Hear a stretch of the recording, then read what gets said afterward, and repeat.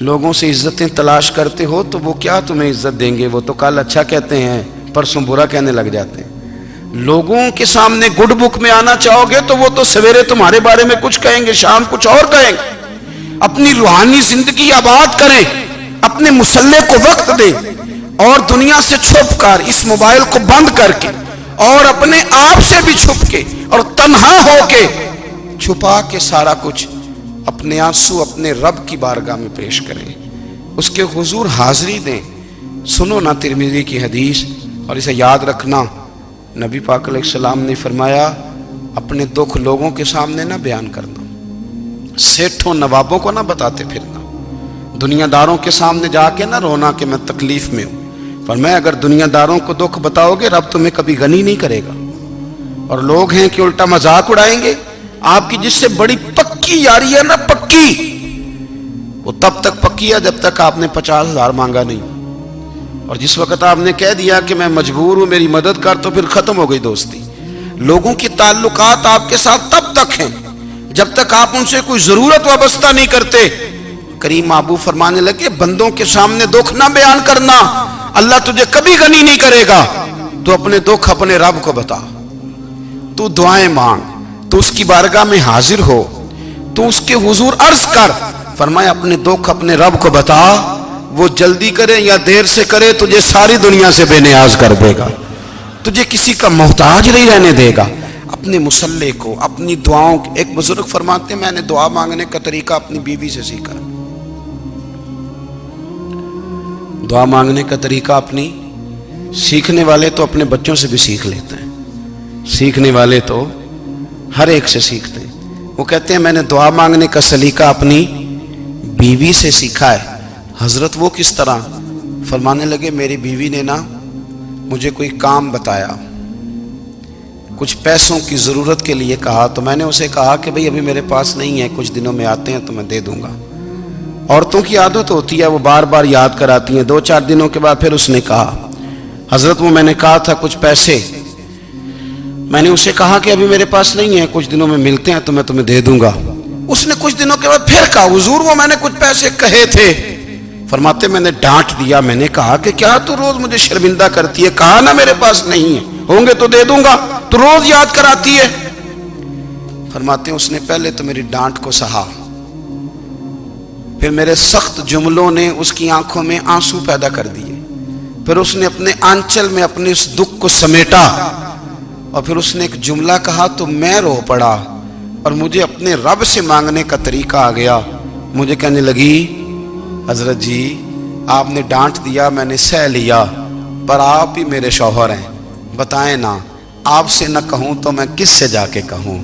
فرماتے ہیں میں رو پڑا، اور میں کھل کے رویا، اور میں تڑپ کے رویا، اور پھر میری سسکیاں بند گئیں۔ تو مجھے کہنے لگی آپ کو کیا ہوا؟ میں نے کہا مجھے بھی دعا مانگنی آ گئی ہے، جب میں اسے کہوں گا نا اللہ تو ہی میرا رب ہے، میں تجھ سے نہ کہوں تو میں کس سے جا کے کہوں؟ میں کیوں کسی بندے سے سوال کروں؟ میں کیوں کسی دنیا دار سے کہوں؟ میں تیرے بندوں کا، نیک بندوں کا وسیلہ لے کے، تیرے محبوب کی غلامی لے کے تیری بارگاہ میں آیا، تجھ سے نہ مانگوں تو کس سے مانگوں؟ سمجھ آ گئی ہے؟ جب میں اس رنگ میں مانگوں گا تو پھر رب میرے اوپر بڑا ہی فضل فرمائے گا، وہ میرے اوپر بڑی رحمت کرے گا، وہ میرے لیے آسانیاں کرے گا۔ عزیز دوستو، ہم اس طرح کرنے لگ گئے ہیں کہ ہم نے نا اپنے تعلقات پر اعتماد کرنا شروع کر دیا ہے۔ میرے تعلقات بہت ہیں، ہم نے اپنی دولت پر اعتماد کرنا شروع کر دیا ہے، میرے پاس دولت بہت ہے۔ ہم نے اپنے علم پر، اپنی شہرت پر اعتماد کرنا شروع کر دیا ہے کہ میرے پاس فلاں چیز بہت ہے۔ یاد رکھنا جب بے نیاز اپنی صفت بے نیازی دکھاتا ہے تو بڑی بڑی دولتوں والے مجبور نظر آتے ہیں۔ بھائیو جب انسان کا رشتہ اپنے مالک کے ساتھ ہوتا ہے پھر تو غم بھی کچھ نہیں کہتے، پریشانیاں بھی کچھ نہیں کہتی، پھر تو زندگی صبر والی، پھر تو زندگی توکل والی، پھر تو زندگی بھروسے والی، پھر انسان اپنے آپ کو رسوا نہیں کرتا، دنیا داروں سے امیدیں اس کی ختم ہو جاتی، امیدیں اللہ رسول سے لگا لیتا ہے، مضبوط ہو جاتا ہے، مضبوط، طاقتور ہو جاتا ہے، خوددار ہو جاتا ہے، باوقار باعزت ہو جاتا ہے۔ حضرت بہلول دانا رحمت اللہ علیہ بیٹھے تھے تو ہارون رشید حج کر کے آ رہا تھا، تو رستے میں حضرت شیخ سے ملاقات ہو گئی تو السلام علیکم کے بعد کہنے لگا حضور کوئی حکم ہو تو بتائیے گا. تو حضرت بہلول دانا فرمانے لگے تیرا رب کون ہے؟ اس نے کہا اللہ. تو فرمایا میرا کون ہے؟ کہا اللہ. فرمانے لگے تو بڑا ہی بیوقوف ہے، کیا تو یہ سمجھتا ہے کہ رب ہارون رشید کو تو دے گا اور بہلول دانا کو بھول جائے گا؟ تیرا بھی وہی رب ہے، میرا بھی وہی رب ہے. اس نے اگر تجھے دے کے آزمایا ہے تو ہو سکتا ہے مجھے نہ دے کے آزما رہا ہو. جب اس کی حکمت کے تقاضے ہوں گے تو عطا کرے گا اور دے گا. تو جا اپنا کام کر. بھائی اپنی روحانی زندگی، اپنی عبادات، اپنے وظائف، اپنے روزمرہ کے معاملات، اپنی دعائیں، اپنا استغفار. دیکھو کوئی مشکل کام تو نہیں 2 رکوع ہیں سورہ واقعہ کہ اگر رات کو پڑھ لی جائے تو. میں کس طرح یہ بات بیان کروں کہ تعویذ بانٹنا آسان ہے اور وظیفہ بتانا مشکل ہے. سارا دن تعویذ بانٹیں تو لوگ لینے کو تیار ہیں، اور اگر آپ وظیفہ بتائیں تو کہتے ہیں تو مشکل کام ہے. او خدا کے بندے، اگر آپ کا تعلق قرآن پاک کے ساتھ مضبوط ہو، قرآن پاک کے ساتھ اگر آپ کا رشتہ ہو، لوگ سفارشیں ڈھونڈتے ہیں نا دنیا میں، کوئی تعلق مل جائے تو میرا کام ہو جائے. دنیا میں اتنا مشکل معاملہ ہے، آخرت میں مجھے بتائیے گا کتنا مشکل معاملہ ہوگا. میرے نبی پاک صلی اللہ تعالی علیہ وسلم نے فرمایا جو لوگ سورہ ملک پڑھا کرتے تھے نا، سورہ ملک، یہ سورت ملک قیامت میں ان کی سفارش کرے گی، اور اس طرح کرے گی کہ کہے گی اے اللہ یہاں اس بندے کو جنت میں داخل کر دے یا مجھے قرآن پاک سے علیحدہ کر دے. تو رب فرمائے گا جا اس کا دامن تھام کے اسے جنت تک پہنچایا. آپ بات کو سمجھیں، جب آپ کے تعلقات اپنے معاملات کے ساتھ مضبوط ہوں گے. یہ نبی کریم نے وعدہ کیا ہے کہ تو سورت واقعہ پڑھ تیرے گھر میں فاقہ نہیں آئے گا. حضرت عبداللہ ابن مسعود رضی اللہ تعالیٰ عنہ بیمار تھے تو حضرت عثمان غنی رضی اللہ تعالیٰ عنہ تیمارداری کے لیے تشریف لے گئے اور جا کر کے کہا کہ آپ بڑے بیمار ہیں، آپ کی بیٹیاں زیادہ ہیں، میں چاہتا ہوں کہ خزانے میں سے کچھ مدد کروں. تو سیدنا عبداللہ ابن مسعود رضی اللہ تعالیٰ عنہ اٹھ کے بیٹھ گئے اور کہنے لگے امیر المومنین، اللہ آپ کو میری طرف سے، میری بیٹیوں کی طرف سے بہتر صلہ دے. میری بیٹیوں کو کسی خزانے کی ضرورت نہیں، میں نے انہیں خزانہ دے دیا ہے.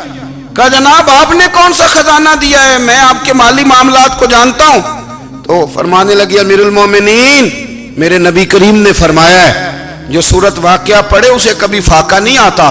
میں نے بیٹیوں کو یاد کرا دی ہے، یہ خزانہ میں نے انہیں دے دیا ہے. وہ سارے والدین سنیں جو بیٹیوں کے لیے پریشان رہتے.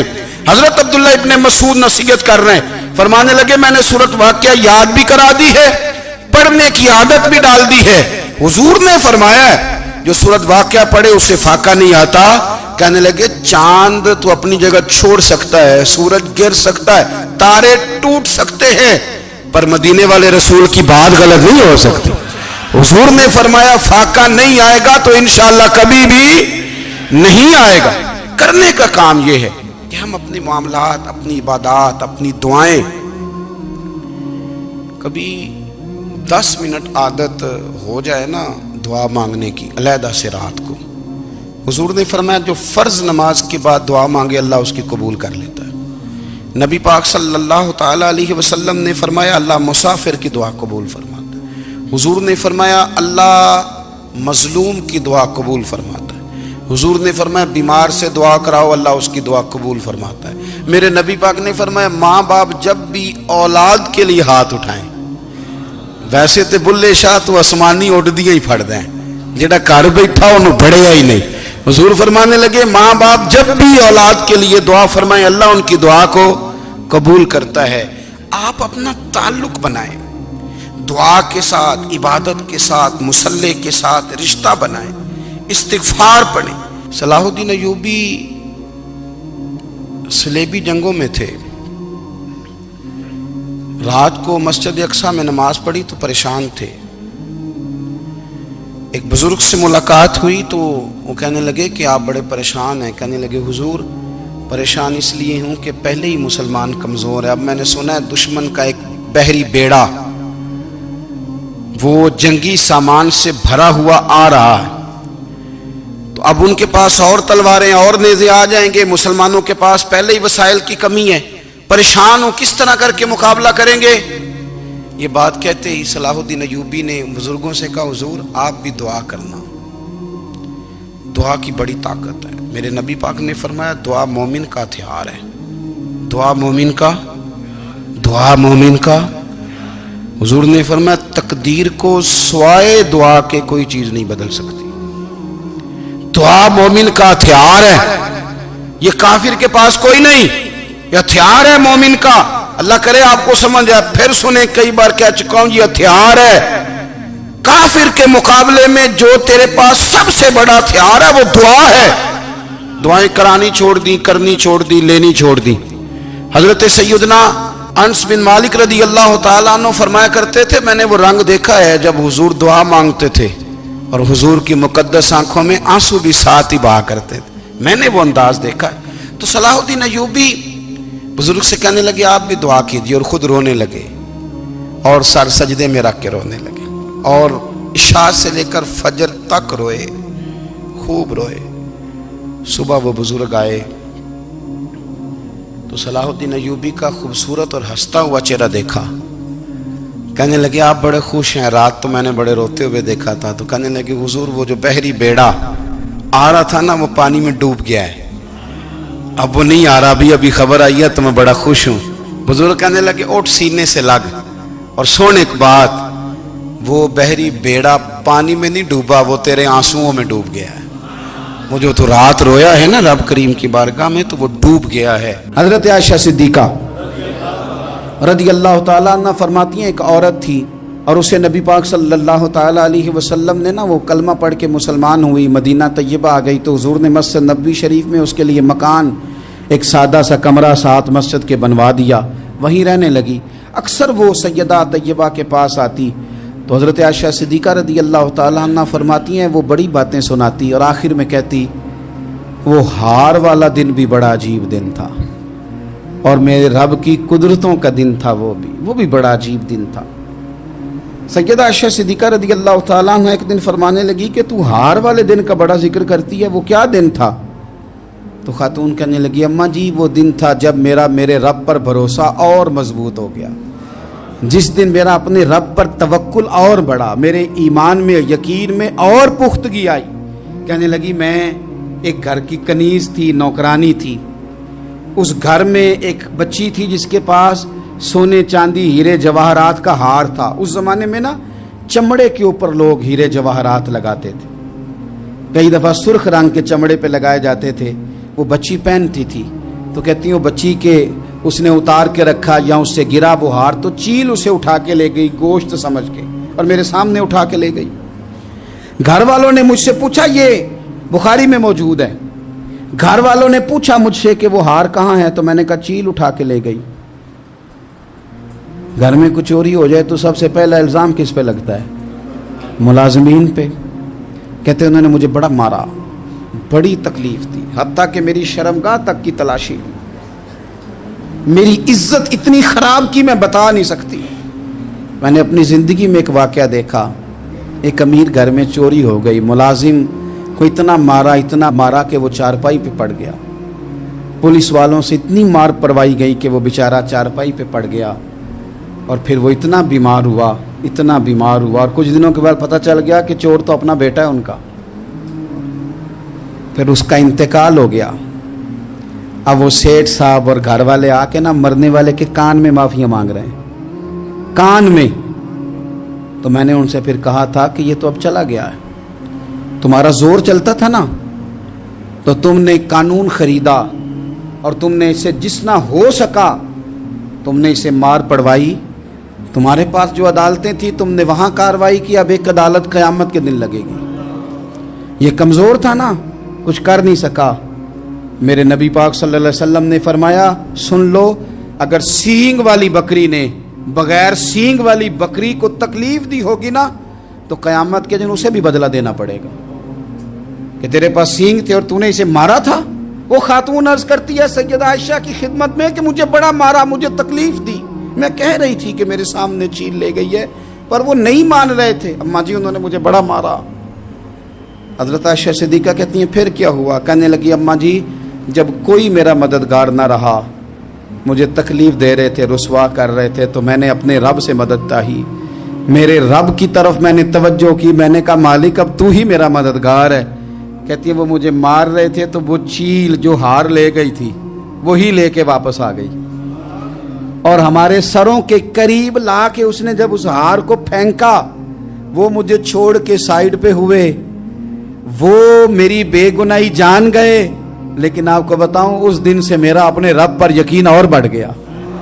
मुझे समझ आ गई कि जब इंसान पूरा टूट जाता है और जब कोई चारों जानिब उसका मददगार नहीं होता, तो रब तो होता है ना, अल्लाह तो उसका मददगार होता है ना, वो तो फिर अपने उस बंदे की मदद करता है ना, फिर वो तो तवानाई देता है ना, वो तन्हा नहीं छोड़ता, वो तो आंसुओं वालों के आंसुओं पे बड़ा करम फरमाता है, वो तो कसम पुरसी में आ जाता है, उसकी रहमत बढ़ के इस्तकबाल कर लेती।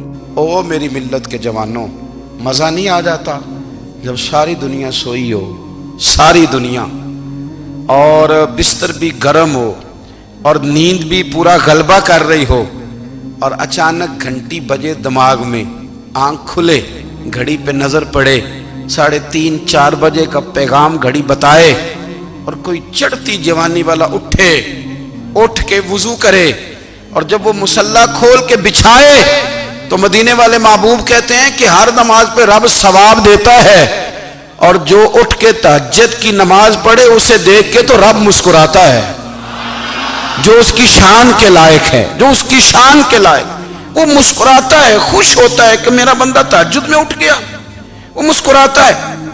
काश हमारी सुबहें कभी अपने मालिक के नाम हो जाएं, काश के सुबह। हजरत अबुल हसन रहमतुल्लाह ताला अलैह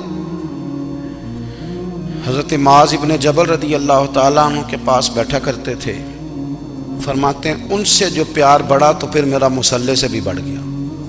ताबिएं फरमाते हैं सहाबी रसूल से मोहब्बत हुई तो जिक्र से भी हो गई, फिर दुरूद शरीफ से भी हो गई, मोहब्बत उनसे बढ़ी तो फिर अल्लाह ने मस्जिद का प्यार भी बढ़ा दिया। आप फरमाते हैं कि मेरी हर वक्त तबीयत चाहती थी कि बस अल्लाह अल्लाह करूं, बस अल्लाह अल्लाह करूं, बस ना मैं जरा थोड़ी जान छुड़ाऊं लोगों से, को 10 मिनट मिले तो मैं कुछ 4 नफल पढ़ लूं, मैं थोड़ा सा ना बचूं लोगों से, और मुझे तस्बीह मिले तो मैं ना कुछ 400-500 दफा इस्तिगफार पढ़ूं, सुभान अल्लाह, अल्हम्दुलिल्लाह, अल्लाहु अकबर, ला हौला वला कुव्वता इल्ला बिल्लाह, मैं ना तस्बीहात पढ़ूं। फरमाते हैं कि बच्चे थे घर में 6-7, गुर्बत थी, काम मिलता कोई नहीं था, और मैं काम चोर नहीं था, काम ढूंढता था, पर अल्लाह की कुदरत के काम नहीं मिलता था। फरमाते हैं कि मैंने एक दिन अपनी अहलिया से कहा कि आज मैं फिर जाता हूँ काम ढूंढने, तो मेरी बीवी बड़ी फर्मा बरदार थी, पर उस दिन ना गुर्बत के हाथों तंग आके कहने लगी, आज नाना कोई तू चीज़ लेके आया, तो मुझसे बच्चों की भूख नहीं देखी जाती है, सब रोगां दा रोग मुहम्मद जिसदा नाम गरीबी, कंड बुला के लंघ जाते नहीं दोस्त यार करीबी, आज ना कुछ लेके आया तो मैं बच्चे लेके मेके चली जाऊंगी। शेख फरमाते हैं कि मैं बड़ा परेशान घर से निकला, पर मैंने सुबह से लेके जोर तक काम ढूंढा, काम मिला कोई नहीं, तो मेरे दिल में ख्याल आया चलो काम नहीं मिलता तो अल्लाह अल्लाह तो करे ना, चलो बंदों की मजदूरी नहीं मिलती तो रब करीम की इबादत ही करते हैं। फरमाते हैं कि मैंने ना फुरात के पानी से वुजू किया, नहर के, शदीद धूप थी, साथ रेत थी और रेत तप रही थी, मैंने अपना रुमाल वहीं मुसल्ला के तौर पर बिछा लिया, और फरमाते हैं कि जोर से लेकर असर तक नमाज पढ़ी, धूप भी पूरे जोर पे, पर मेरे सजदे का ज़ौक़ भी पूरे जोर पे। फरमाते हैं सूरज भी चमक रहा है और रब की इबादत का ज़ौक़ भी पूरे जोर पे, मैं सजदा करूं तो फिर मेरा उठाने को जी ना चाहे। मेरे उस्ताद लिखा करते थे, ये उनका शेर है, वो कहा करते थे मुझे सोज दे, मुझे साज दे, और मुझे नीम शब का न्याज दे, दमे सजदा खुद को मैं तोड़ दूं, मुझे ऐसा ज़ौक़ नमाज दे। और मैं तेरी बहार का फूल हूं, मैं खिला भी हूं तो तेरे लिए, मुझे मेरी शाख से तोड़ ले, मुझे अपनी जुल्फ का नाज दे। भाई फरमाते हैं कि असर तक मैंने नफल पढ़े, दिल ढलने लगा, असर की नमाज पढ़ी और मैं वहां से चला। अब मैं जब निकलने लगा तो दिल में ख्याल आया कि छोटी छोटी दीवारें हैं घर की, बगैर कुछ लिए जाऊंगा तो बीवी दूर से देखेगी तो शोर करेगी कि फिर खाली हाथ आ गया है। कहते मैंने अपने उसी रुमाल में जिस पे मैंने नमाज पढ़ी थी ना, रुमाल में पक्की आखी दे पंजाबी ज साफा, कहते हैं उसी में ना मैंने कुछ रेत भर ली कि वो दूर से देखेगी तो समझेगी कुछ लेके आया है, चलो जाके उसे बता दूंगा कि आज फिर मजदूरी नहीं मिली। कहते हैं वो रेत लेकर जब मैं घर में गया तो पहले बीवी दरवाजे पे खड़ी होती थी, पूछती थी खाली हाथ आ गए हो, आज मैंने देखा तो है ही कोई नहीं। फरमाते मैं अंदर दाखिल हुआ, सलाम लिए, कोने में मैंने वो रुमाल रख दिया और मैंने आवाज दी कि भली मानस कहाँ हो? तो वो कहने लगी आप मुंह हाथ धो ले, मैं रोटी लेके आई। मैंने कहा रोटी कहां से आ गई? यहां तो कई दिनों के फाके, तो कई दिनों की गुर्बत है, यहां तो इस घर में तो फकीरी है। फरमाते हैं कि वो रोटी लेके आई और उस वक़्त की जो मौजूदा नेमतें थी, समझ लें सलाद अचार हर चीज साथ लाई। मैंने कहा कि बच्चे कहाँ गए? कहने लगी वो खाना खा के खेलने गए, आप खाना खा लें आ जाते। खाना उसने चुन दिया। मैंने हैरत अंगेज लहजे में सारी नेमतें अपने दस्तरखान पे देख करके बीवी से पूछा ये कहां से आया खाना? बच्चों को तूने कहां से खाना खिलाया? ये सारा कुछ कैसा है? तो कहने लगी पता नहीं आज आप किस करीम की मजदूरी करने चले गए थे, पता नहीं किस करीम की, मेरे घर में तो इतनी नेमतें आई हैं कि मुझसे संभाली नहीं जा रही, इतना अनाज है, इतना गंदुम है, किस करीम के दरवाजे आज चले गए थे? ये कहते कहते वो उठी और उठ करके कहने लगी पहले बड़ा कुछ आया था, अब क्या ले आए हो? और जा करके ना उसने वो रेत वाला रुमाल खोला, कहने लगे मैं तो लेके आया था रेत, तो मेरे रब ने उसे भी सोने और हीरे बना दिया था।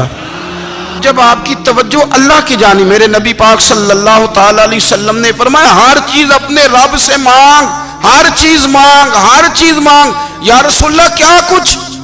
मेरे महबूब ने फरमाया तेरे घर में नमक भी खत्म हो जाए तो वो भी अपने रब से मांगा कर, तू मांगना वो तुझे देगा, तो उसकी बारगाह में कशकोले तलब दराज तो करना।